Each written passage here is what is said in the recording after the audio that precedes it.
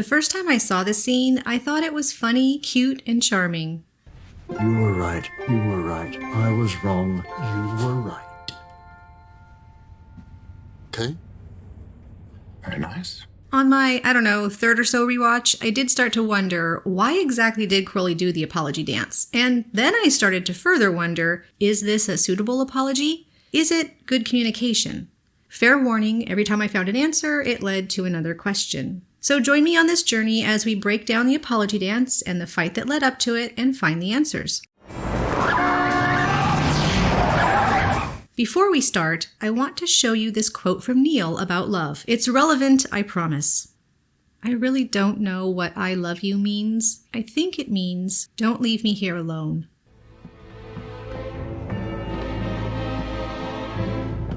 Let's do a quick overview of events leading up to the apology dance, so we're all on the same page, and also see if we spot anything. In the park, Shax tells Crowley that something is up in heaven.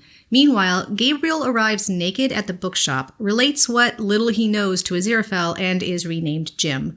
Back at the Bentley, Shax reappears and tells Crowley that she has learned that the earlier something she spoke about had to do with Gabriel. Aziraphale calls Crowley and asks him to meet at the coffee shop over the road. Once at the coffee shop, Crowley asks what's wrong, and we get the tone of voice bit of conversation. The naked man, friend, hilarity, and nothing is really clarified for either of them, so they head over to the bookshop where poor Crowley gets the Gabriel jump scare. Hi there.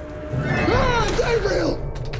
Now, Crowley is not in as much of a listening mood as he was earlier because he's had all of this dropped in his lap with hardly any warning. But they go into their back room and try and figure out what to do.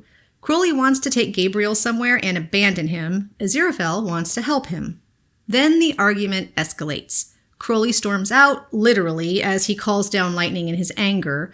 Although I'd like to note that even as furious as he is this moment, he shuts the back room door carefully, no slamming things. When we see him a short while later, back outside his old flat, his anger is completely dissipated. He just looks weary and a bit defeated. Beelzebub shows up and gives him the Book of Life warning. Crowley becomes very alarmed for Aziraphale's safety and rushes back to the bookshop where he opens the conversation with, "I'm back." And Aziraphale, studiously ignoring him, says, "I can see that," very intentionally not even looking up. Crowley's in trouble and he knows it. He starts the apology with this. You want a big, I think I said the wrong thing, sort of an apology, or can we take that as said? Okay, I think we'll stop here because I see a piece of this puzzle, part of the answer to the first question. Why does Crowley do the apology dance? As in, what does he feel he's done wrong that needs apologizing for? He admits, I said the wrong thing. So let's rewind back to the argument and see if we can find what he said that was the wrong thing. Suggesting they dump Jim? Nope. Aziraphale argues, but he's not angry or hurt. Their exactly's are just funny and also serve to punctuate their different points of view on the issue. Crowley uses we and us and our language when he's telling Aziraphale why they should distance themselves from Gabriel and the trouble he's brought with him. Aziraphale continues to push the idea that Jim needs their help, and this is where Crowley says, "Carved out for myself," and Aziraphale counters, "I thought we carved it out for ourselves," and Crowley responds, "So did I," which I think I finally understand as Crowley trying to make this exact point to Aziraphale, that it is for them, and Aziraphale isn't thinking about them, he's thinking about his need to do good and help Jim, when Crowley doesn't even think Jim deserves their help. At this point, Aziraphale suddenly juts out his jaw and is visibly angry. He says, "If you refuse to help me, then of course you're at liberty to go." Now Crowley looks hurt. To go? This is how you want to do it? Alright, now they are both hurt and angry, and I think we've found a sore spot. Let's see if either of them pokes this sore spot too much. Aziraphale drops the angry face and simply states exactly what he wants. No, I would love you to help me. I am asking you to help me take care of him. This communication is clear as a bell. No ambiguity. Now, Crowley doesn't respond. At first, he looks a bit at a loss for words, and then stubborn and frustrated. He clearly doesn't like the idea, but he's hesitating to say no now that Aziraphale has outright asked for help. But Aziraphale gets angry again when Crowley doesn't agree to his request. But if you won't, you won't, which sets Crowley off. I won't. You're on your own with this one.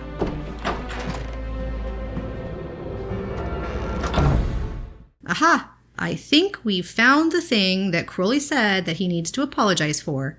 You're on your own with this one. But why is this sentence so egregious that it requires a full, proper apology? To answer that, we're going to need to port around to a few scenes, both past and present, that have some similar language. Does both.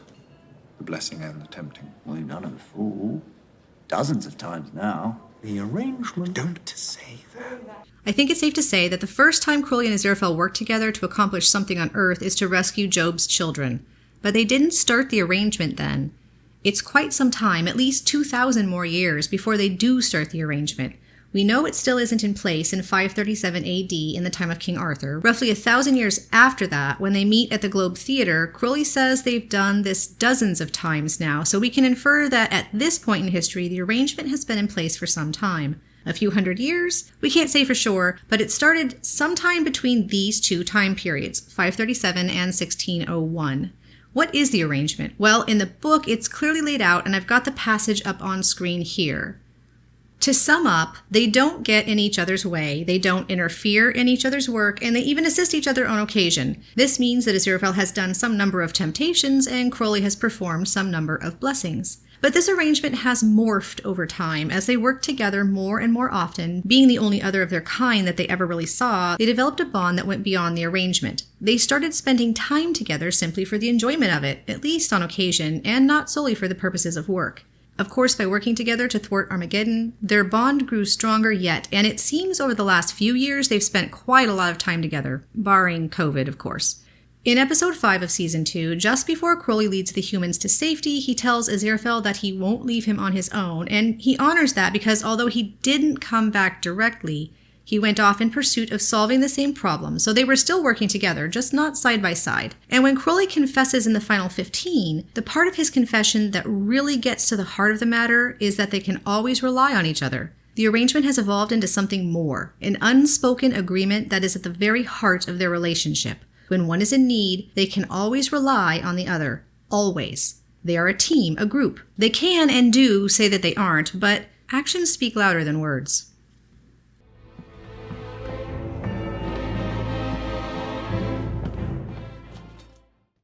You're on your own with this one. When contrasted to, I won't leave you on your own, and I can always rely on you and you can always rely on me, shows us what Crowley did that required an apology.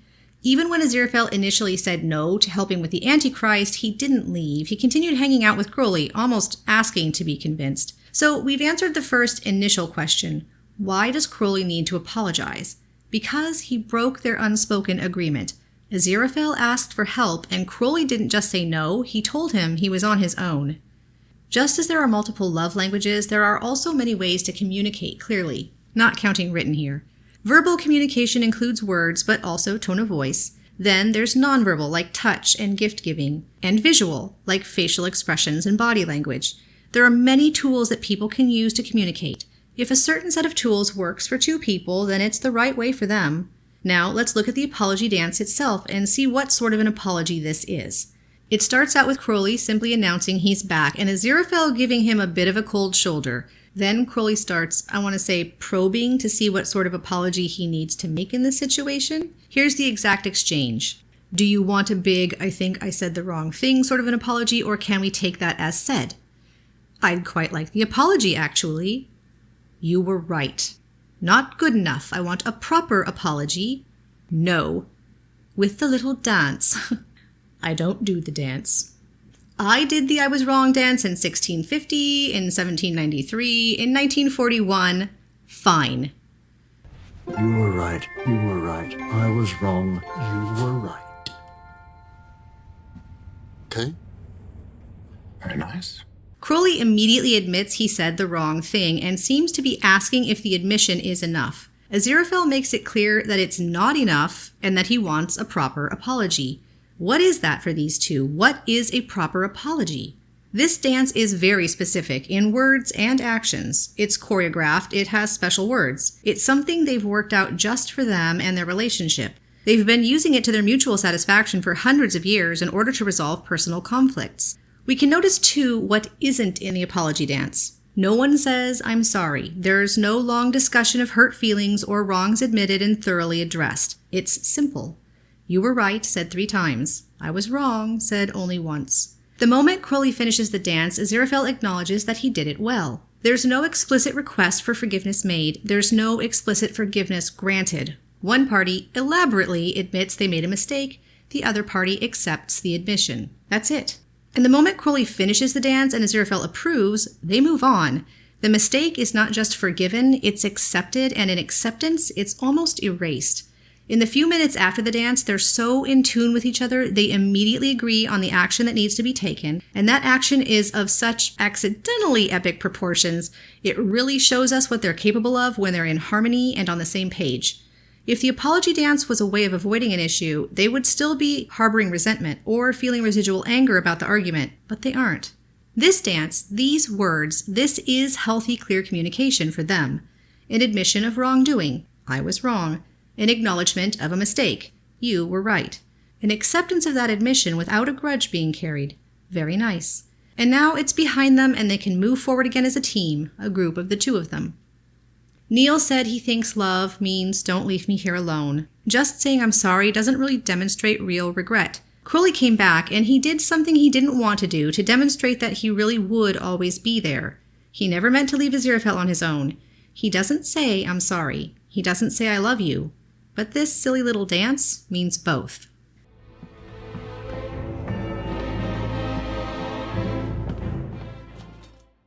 Speaking of healthy and clear communication, when Nina is locked in her shop, her partner isn't worried at all. Instead, they're horribly angry. This is a giant red flag. When Aziraphale is late coming back from Edinburgh, Crowley is not angry. He's worried because Aziraphale always keeps his word and comes back, unless something bad has happened to him, like during the bookshop fire. When Crowley doesn't come back during the demon raid on the bookshop, Aziraphale is not angry. He's worried. Crowley always comes back when he says so, and if he doesn't, it's because something is wrong, like hell punishing him. Nothing was wrong exactly in this case. Crowley had gone to heaven without time to explain to try and help solve the problem they were in together, and he succeeded in that task. He figured out where Gabe's memories were being hidden, and it helped them to resolve the problem of having to hide Gabriel. Now, Aziraphale has gone off to heaven, and for Crowley anyway, it's without a good explanation. I think this is a great parallel that will really pay off in Season 3. On his trip inside the beehive, Crowley masked his true identity, found the file on Gabriel, and learned some really important information that helped resolve the conflict of Season 2. Will Aziraphale find a file on Crowley, or perhaps something else, and learn some important information? Will he bring that information back and use it to help solve the big conflict of Season 3? And how will Crowley react when he realizes the real reasons why Aziraphale left? I'm thinking the answers are yes, yes, and wait and see. I know, I'm sorry, I haven't covered the history of the dance. If you clicked on this video hoping for speculation on that, I'm really sorry. It was never my intention to mislead you. There isn't much we know for certain about it, but there are a few things. From Aziraphale's own admission, we know that he did the apology dance in 1650, 1793, and 1941, at least. It's possible he was about to list more, but it's unclear. We also know Crowley has never done the dance before. We see Crowley and Aziraphale together in 2 of the 3 mentioned years, but in neither case do we see the dance, nor any behavior that seems to be something Aziraphale needs to apologize for. In 1793, of course, after Crowley rescues Aziraphale from the Bastille minutes before being discorporated by guillotine, the scene we see ends with Aziraphale offering to buy Crowley lunch, specifically crepes.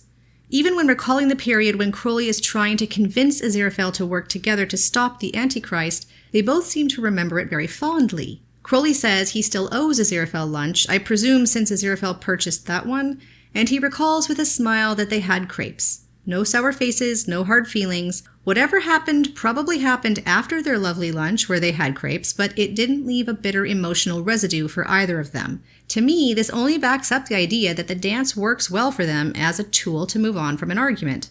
In 1941, we see quite a lot of bonding, and again, nothing I think anyone needs to apologize over. They help each other, and their trust is only deepened. Yes, Aziraphale got Crowley in trouble with hell, but he also got him out of it again. What happened later in 1941? I honestly think we'll see this in Season 3. I'd bet money on it at this point. We might not see the apology dance itself, although I'd like to, but at least the events that precipitate it. What about what happened in 1793 and 1650? We may never know. A lot of stuff was going on in England in 1650. We might see some interaction from them in 1650. Surely we'll get 3 or 4 more period flashbacks in season 3. This could be one of them. I really hope in any case that we get to see at least one instance of a historical apology dance from Aziraphale. We can speculate to our heart's content, and I encourage you to do just that, and let me know if you have any ideas about what might have happened in any of those years. Do you have any theories about the dances done on these dates?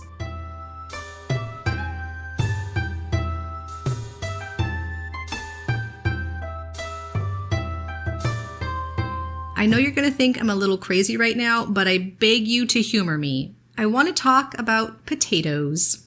Potatoes? No, not Sam's potatoes. There's a parable from the East I'd like to share. This is my recollection of it, not read from a specific source. One day, a student comes to his teacher with a complaint. Another student had said something hurtful.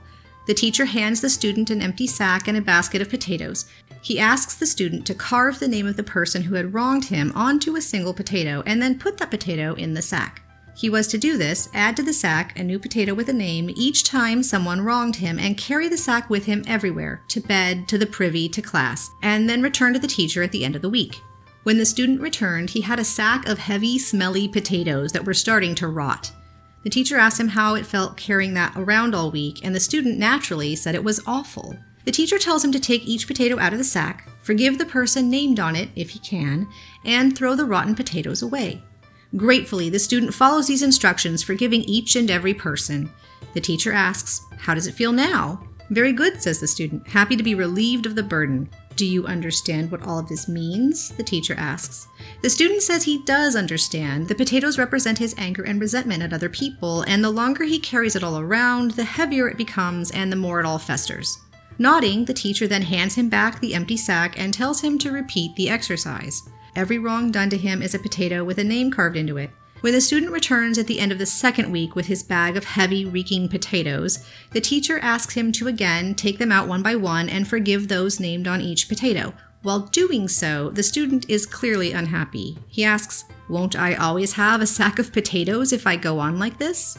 Instead of answering, the teacher points to a scar on the student's leg and inquires how he got it. The student relates a story that last year he'd been out picking mushrooms when he'd come upon a hungry wolf, but he'd managed to get to a tree and climb it. The wolf circled him and kept him up the tree all night, but had finally given up and gone away, so he was able to climb down, return home, and bandage his wound. "Were you not angry and resentful of the wolf?" the teacher asked. "It bit you, and it kept you up a tree all night." And the student says, "Of course not. There's no point being angry at a hungry wolf. It was only behaving as a hungry wolf does." Giving him a meaningful look, the master says, "If you must carry around resentment and anger, then you will always have a sack of rotting, reeking potatoes that you need to empty now and again."